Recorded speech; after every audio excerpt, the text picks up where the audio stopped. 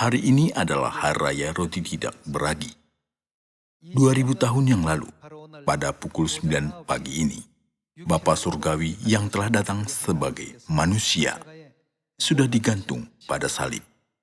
Dengan memperingati waktu hari ini, mari kita mengingat sekali lagi bahwa semua penderitaan Bapa dikarenakan dosa dan kesalahan kita. Bapa tidak pernah membenci kita karena hal ini.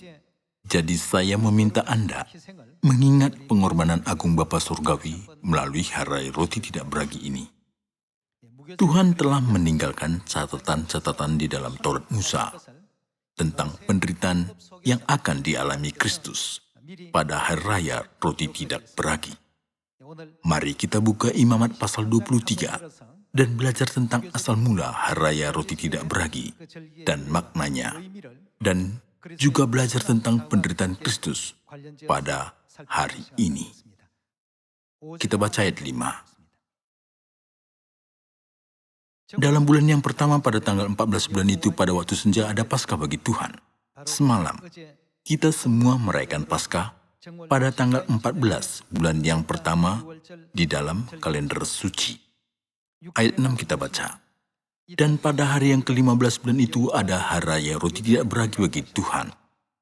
Di sini, Hari Raya Roti Tidak Beragi, hari untuk makan roti yang tidak beragi. Maka namanya Hari Raya Roti Tidak Beragi. Sebab roti yang tidak beragi susah dimakan dan dicerna, maka itu disebut sebagai roti penderitaan. Tuhan telah menetapkan Hari Raya Roti Tidak Beragi yang berarti penderitaan pada tanggal 15 bulan yang pertama dalam kalender suci, yaitu hari setelah Paskah. Asal mula Hari Raya Roti Tidak Beragi begini. Tuhan menuntun orang Israel dari Mesir melalui Musa 3.500 tahun yang lalu. Orang Israel dibebaskan dari Mesir setelah merayakan Paskah. Tetapi mereka menderita kesulitan karena tentara Firaun mengejar dan Laut Merah menunggu mereka di depan mereka. Saat mereka sangat terdesak, Tuhan mau mereka tidak melupakan saat darurat itu, sehingga Dia menetapkan Hari Raya Roti Tidak Beragi agar mereka bisa mengingatnya. Mari kita lihat firman Keluaran pasal 14 tentang asal mulanya. Pasal 14 ayat 1 kita baca. Berfirmanlah Tuhan kepada Musa demikian. Katakanlah kepada orang Israel supaya mereka balik kembali dan berkemah di depan Pi-hahirot antara Migdol dan laut. Tepat di depan Baal-Zephon berkemahlah kamu di tepi laut. Maka Firaun akan berkata tentang orang Israel, mereka telah sesat di negeri ini, padang gurun telah mengurung mereka. Aku akan mengeraskan hati Firaun, sehingga ia mengejar mereka. Dan terhadap Firaun dan seluruh pasukannya, aku akan menyatakan kemuliaanku, sehingga orang Mesir mengetahui bahwa akulah Tuhan. Lalu mereka berbuat demikian. Ketika diberitahukan kepada Raja Mesir bahwa bangsa itu telah lari, maka berubahlah hati Firaun dan pegawai-pegawainya terhadap bangsa itu, dan berkatalah mereka, apakah yang telah kita perbuat ini bahwa kita membiarkan orang Israel pergi dari perbudakan kita? Kemudian ia memasang keretanya dan membawa rakyatnya serta. Ia membawa 600 kereta yang terpilih, ya segala kereta Mesir, masing-masing lengkap dengan perwiranya. Demikianlah Tuhan mengeraskan hati Firaun, Raja Mesir itu, sehingga ia mengejar orang Israel. Tetapi orang Israel berjalan terus dipimpin oleh tangan yang dinaikkan. Adapun orang Mesir, segala kuda dan kereta Firaun, orang-orang berkuda dan pasukannya, mengejar mereka dan mencapai mereka pada waktu mereka berkemah di tepi laut, dekat Pi-hahirot di depan Baal-Zephon. Ketika Firaun telah dekat, orang Israel menoleh, maka tampaklah orang Mesir bergerak menyusul mereka. Lalu sangat ketakutanlah orang Israel, dan mereka berseru-seru kepada Tuhan, dan mereka berkata kepada Musa, apakah karena tidak ada kuburan di Mesir, maka engkau membawa kami untuk mati di padang gurun ini? Apakah yang kau perbuat ini terhadap kami dengan membawa kami keluar dari Mesir? Bukankah ini telah kami katakan kepadamu di Mesir, janganlah mengganggu kami dan biarlah kami bekerja pada orang Mesir. Sebab lebih baik bagi kami untuk bekerja pada orang Mesir daripada mati di padang gurun ini. Tetapi berkatalah Musa kepada bangsa itu, "Janganlah takut, berdirilah tetap dan dialah keselamatan dari Tuhan yang akan diberikannya hari ini kepadamu. Sebab orang Mesir yang kamu lihat hari ini, tidak akan kamu lihat lagi untuk selama-lamanya. Tuhan akan berperang untuk kamu, dan kamu akan diam saja." Pada saat keluaran, Paskah dirayakan, dan keesokan harinya, orang Israel berkumpul di Ramses.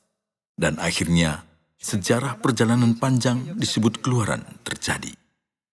Namun demikian, di dalam prosesnya, Laut Merah menghalangi jalan mereka, dan Firaun Raja Mesir, hatinya telah berubah dan ingin mengembalikan kembali bangsa Israel ke Mesir. Bangsa Israel sangat takut dan tidak bisa merasa aman karena terhimpit penderitaan menghadapi Laut Merah dan dikejar oleh tentara Mesir sekarang. Mereka sangat ketakutan. Pengejaran pasukan Mesir berlanjut sampai mereka dengan selamat menyeberangi Laut Merah. Kemuliaan Paskah benar-benar agung. Melaluinya mereka merasakan kekuasaan Tuhan yang telah membebaskan mereka dari Mesir. Namun kegembiraan dari kebebasan tidak berlanjut lama. Orang Israel merasakan waktu yang paling kritis saat dikejar oleh tentara Mesir. Sangat ketakutan. Mereka terus dikejar oleh tentaranya sampai menyeberangi Laut Merah pada tanggal 21 bulan yang pertama dalam kalender suci. Penderitaan dan tekanan pengejaran yang dialami oleh bangsa Israel sampai mereka benar-benar menyeberangi Laut Merah terjadi pada subuh tanggal 22 bulan yang pertama.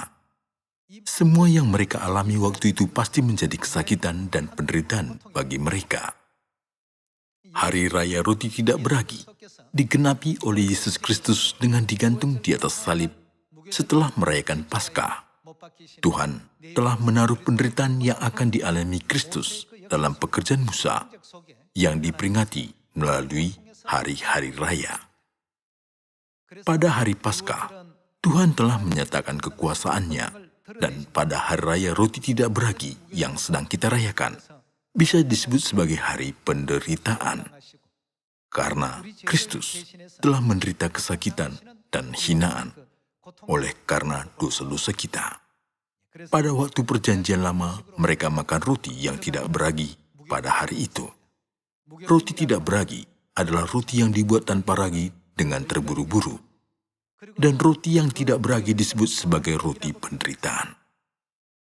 Mari kita baca Ulangan pasal 16 ayat 3. Janganlah engkau makan sesuatu yang beragi besertanya. Sesuatu yang beragi adalah roti yang dicampurkan dengan ragi. 7 hari lamanya engkau harus makan roti apa? Roti yang tidak beragi besertanya, yakni roti penderitaan. Sebab dengan buru-buru engkau keluar dari tanah Mesir. Maksudnya, supaya seumur hidupmu, engkau teringat akan hari engkau keluar dari tanah Mesir.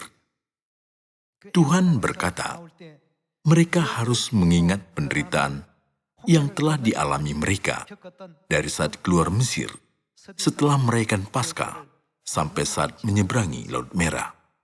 Semua kebenaran dalam 66 Alkitab berpusat pada Yesus Kristus. Kita bisa menemukan pekerjaan Kristus melalui pekerjaan Musa. Musa merayakan Paskah, dan keesokan harinya, dia beserta bangsa Israel menjalani penderitaan pada hari raya Roti Tidak Beragi. Pekerjaan Musa ini melambangkan pekerjaan Yesus yang menderita kesakitan dan kesengsaraan pada hari setelah dia merayakan Paskah. Mari kita baca Lukas pasal 23 ayat 26. 2000 tahun yang lalu Yesus merayakan Paskah di dalam ruangan atas Markus, dan hari esoknya dia berdiri di pengadilan Pilatus. Dari ayat ini digambarkan apa yang telah dialami Yesus sejak saat itu sampai pukul 9 pagi saat dia disalibkan. Ayat 26 kita baca. Ketika mereka membawa Yesus, mereka menahan seorang yang bernama Simon dari Kirene, yang baru datang dari luar kota. Lalu diletakkan salib itu di atas bahunya, supaya dipikulnya sambil mengikuti Yesus. Sejumlah besar orang mengikuti dia. Di antaranya banyak perempuan yang menangisi dan meratapi dia. Yesus berpaling kepada mereka dan berkata, "Hai putri-putri Yerusalem, Janganlah kamu menangisi aku, melainkan tangisilah dirimu sendiri dan anak-anakmu. Sebab lihat, akan tiba masanya orang berkata, berbahagialah perempuan mandul dan yang rahimnya tidak pernah melahirkan, dan yang susunya tidak pernah menyusui. Maka orang akan mulai berkata kepada gunung-gunung, runtuhlah menimpa kami, dan kepada bukit-bukit timbunilah kami. Sebab jikalau orang berbuat demikian dengan kayu hidup, apakah yang akan terjadi dengan kayu kering? Dan ada juga dikiring dua orang lain, yaitu dua penjahat untuk dihukum mati bersama-sama dengan dia. Ketika mereka sampai di tempat yang bernama Tengkorak, mereka menyalibkan Yesus di situ dan juga kedua orang penjahat itu, yang seorang di sebelah kanannya dan yang lain di sebelah kirinya. Yesus berkata, "Ya Bapa, ampunilah mereka, sebab mereka tidak tahu apa yang mereka perbuat." Dan mereka membuang undi untuk membagi pakaiannya. Orang banyak berdiri di situ dan melihat semuanya. Pemimpin-pemimpin mengejek dia, katanya, "Orang lain ia selamatkan. Biarlah sekarang ia menyelamatkan dirinya sendiri. Jika ia adalah Mesias, orang yang dipilih Allah." Juga prajurit-prajurit mengolok-olokkan dia. Mereka mengunjukkan anggur asam kepadanya dan berkata, "Jika engkau adalah raja orang Yahudi, selamatkanlah dirimu." Ada juga tulisan di atas kepalanya, "Inilah raja orang Yahudi." Seorang dari penjahat yang digantung itu menghujat dia, katanya, "Bukankah engkau adalah Kristus? Selamatkanlah dirimu dan kami." Tetapi yang seorang menegur dia, katanya, "Tidakkah engkau takut juga tidak kepada Allah, sedang engkau menerima hukuman yang sama? Kita memang selayaknya dihukum, sebab kita menerima balasan yang setimpal dengan perbuatan kita, tetapi orang ini tidak berbuat sesuatu yang salah." Lalu ia berkata, "Yesus, ingatlah akan aku apabila engkau datang sebagai raja." Kata Yesus kepadanya, "Aku berkata kepadamu, sesungguhnya hari ini juga engkau akan ada bersama-sama dengan aku di dalam Firdaus." Ketika itu hari sudah kira-kira jam 12. Jam yang ke-6 itu menunjukkan jam 12 pada waktu sekarang. Dia telah disalibkan pada jam 9 pagi. Dan itu berlangsung kira-kira 3 jam. Lalu kegelapan meliputi seluruh daerah itu sampai jam 3, sebab matahari tidak bersinar dan tabir bait suci terbelah dua. Lalu Yesus berseru dengan suara nyaring, "Ya Bapa, ke dalam tanganmu kuserahkan nyawaku." Dan sesudah berkata demikian, ia menyerahkan nyawanya. Tuhan telah menunjukkan kepada kita melalui hari-hari raya dari Perjanjian Lama, penderitaan yang akan dialami Kristus karena dosa dan kesalahan kita. Tuhan telah memerintahkan bangsa Israel untuk mengingat penderitaan mereka 3.500 tahun yang lalu, untuk menunjukkan kepada kita penderitaan yang akan dialami Kristus di atas salib pada hari raya roti tidak beragi setelah dia merayakan Paskah. Pada hari Yesus Kristus wafat di atas salib, sejumlah besar orang mengikuti dia. Di antara mereka yang mengikuti Yesus, ada berbagai jenis orang. Ada yang meninju Yesus, memukulnya, meludahinya, menghina, dan mencemoohnya. Dan juga ada yang memikul salibnya bersama dia, dan yang lain mengikutinya dengan menangis. Pada zaman ini juga, di antara orang-orang yang hidup sekarang, orang-orang sejenis ini ada secara rohani. Mari kita baca Matius pasal 26 ayat 67. Lalu mereka meludahi mukanya dan meninjunya. Orang-orang lain memukul dia dan berkata, "Cobalah katakan kepada kami, hai Mesias, siapakah yang memukul engkau?"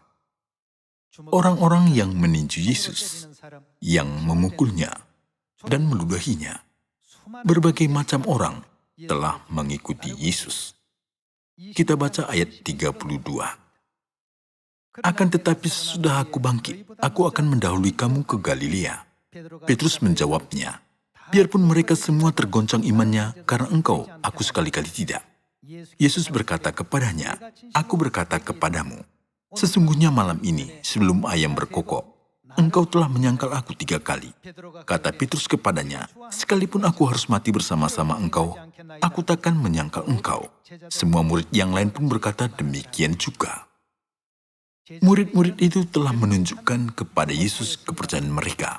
Tetapi ketika apa yang telah dikatakan Yesus mulai terjadi, Petrus yang diakui imannya teguh pun menyangkal Yesus sampai 3 kali.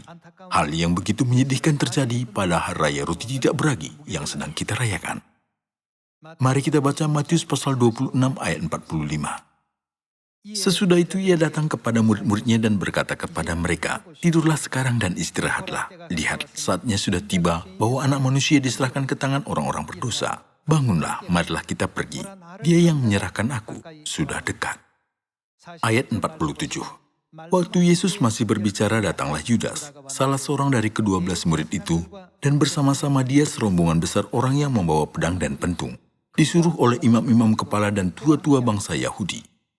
Orang yang menyerahkan dia telah memberitahukan tanda ini kepada mereka. Orang yang akan kucium, itulah dia, tangkaplah dia. Dan segera ia maju mendapatkan Yesus dan berkata, "Salam Rabi," lalu mencium dia. Tetapi Yesus berkata kepadanya, "Hai teman, untuk itukah engkau datang?" Maka majulah mereka memegang Yesus dan menangkapnya. Di sini kita bisa melihat Yesus dikhianati dan dijual oleh Yudas Iskariot, salah seorang muridnya, hanya dengan 30 uang perak. Itu juga adalah hari di mana dia menerima penyangkalan Petrus yang paling dipercayai dan yang setia. Orang yang meninjunya, memukulnya, dan meludahinya dengan mengatakan kata hinaan kepadanya. Dia memikul salib sambil dicambuk oleh serdadu-serdadu tentara Roma. Hari ini, Hari Raya Roti Tidak Beragi, hari di mana dia berjalan penuh dengan kesakitan ke Golgota karena dosa-dosa kita. Wajarlah orang berdosa menanggung semua penderitaannya sebagai hukumannya. Tetapi Tuhan yang kudus telah menanggung semua penderitaan karena dosa-dosa kita. Tuhan sudah menunjukkan kepada kita nubuat tentang ini melalui Taurat.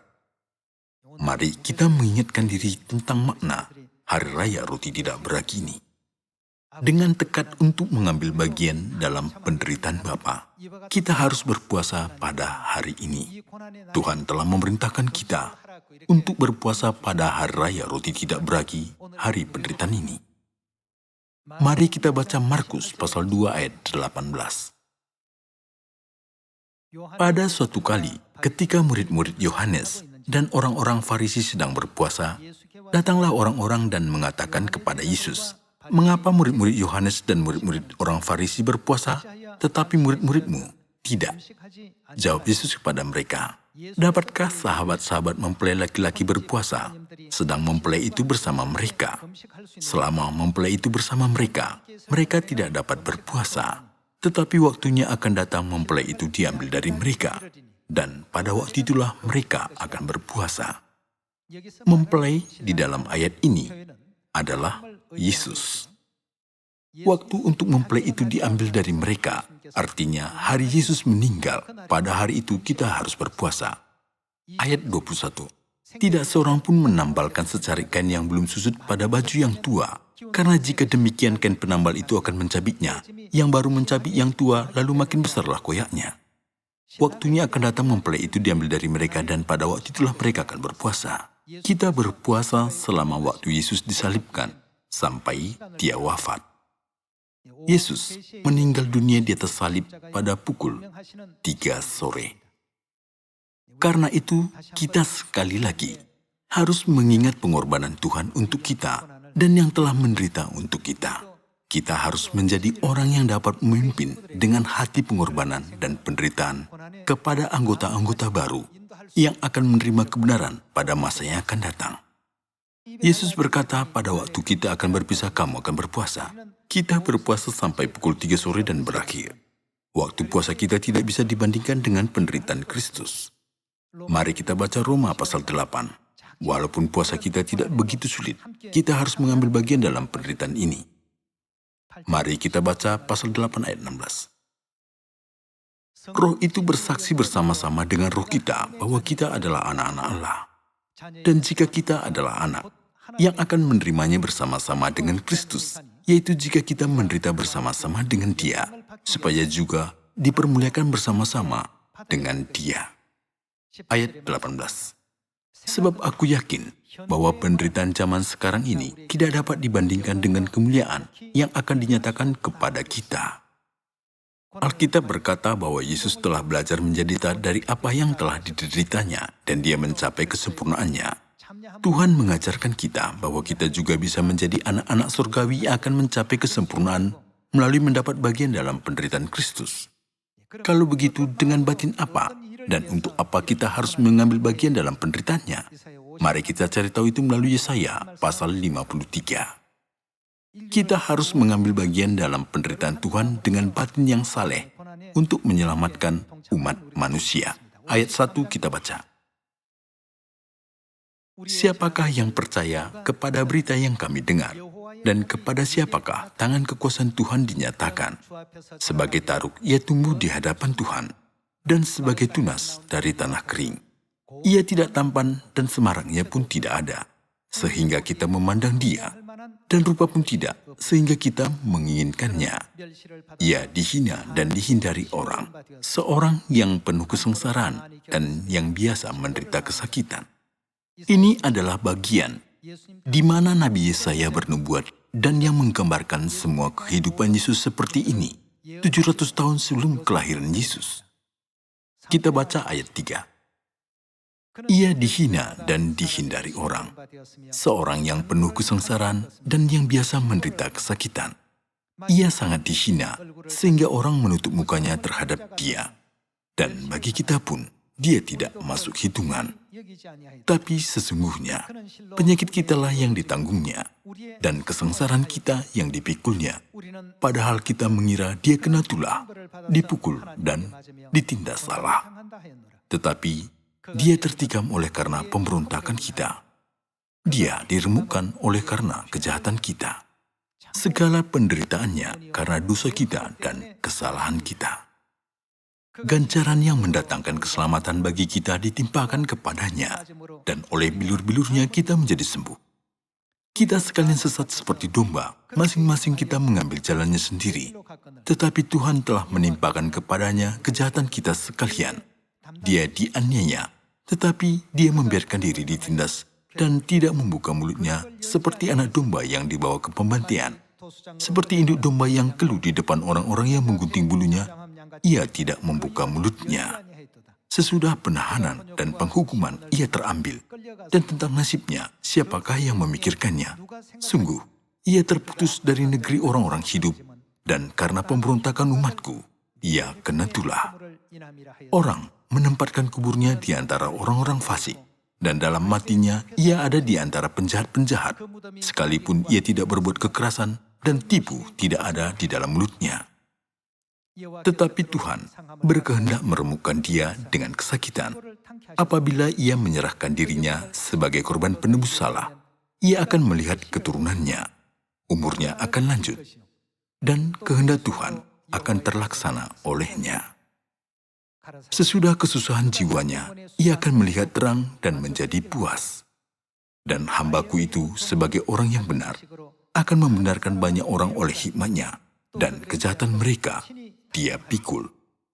Sebab itu, aku akan membagikan kepadanya orang-orang besar sebagai rampasan, yaitu sebagai ganti, karena ia telah menyerahkan nyawanya ke dalam maut, dan karena ia terhitung di antara pemberontak-pemberontak, sekalipun ia menanggung dosa banyak orang dan berdoa untuk pemberontak-pemberontak. Dengan batin dan maksud ini, Kristus telah mengalami penderitaan, kesengsaraan, dan kesakitan sebagai ganti kita. Kita sering berkata, pengorbanan Yesus di atas salib, tetapi kita tidak boleh hanya memikirkan pengorbanannya dari penyaliban. Untuk menyelamatkan umat manusia, Tuhan menanggung pengorbanan agungnya dari permulaan sampai kepada kesudahan dunia. Kita bisa berkata bahwa seluruh pengorbanannya bisa ditunjukkan kepada kita melalui penyalipannya pada hari raya roti tidak beragi. Pada waktu perjanjian lama, orang Israel makan roti yang lembut pada hari-hari biasa. Tetapi mereka makan roti yang tidak beragi, yaitu roti penderitaan, pada hari raya roti tidak beragi. supaya mereka mengingat akan penderitaan mereka saat mereka keluar dari Mesir. Mari kita ingat, Yesus telah menggenapi semua hal itu di atas salib pada hari raya, roti tidak beragi. Kita perlu menahan segala keluhan dan duri yang menyakitkan hati kita dari anggota kita yang belum memahami kebenaran, walaupun mereka ada di dalam kebenaran, dan perlu mengikuti jalan Kristus itu. Hari ini, melalui puasa pada hari raya roti tidak beragi ini, saudara-saudari, tolong mengingat penderitaan Kristus. Kita tidak boleh hanya memperdulikan kelaparan kita, tetapi memperdulikan kesakitan Kristus waktu dia disalibkan, betapa sakitnya dia. Banyak orang berdiri di sekeliling salib Yesus menghujat, menghina, dan mencemooh dia. Meskipun begitu, dia tetap bertahan dan sabar karena dosa-dosa kita. Kita harus mengingat Tuhan kita. Tolong mengingat penderitaan Kristus yang berlangsung sampai pukul 3 sore, hari raya roti tidak beragi, dan mengambil bagian dalam penderitaannya yang telah ditahannya untuk semua umat manusia sambil berpuasa. Saya menutup khotbah ini. Terima kasih.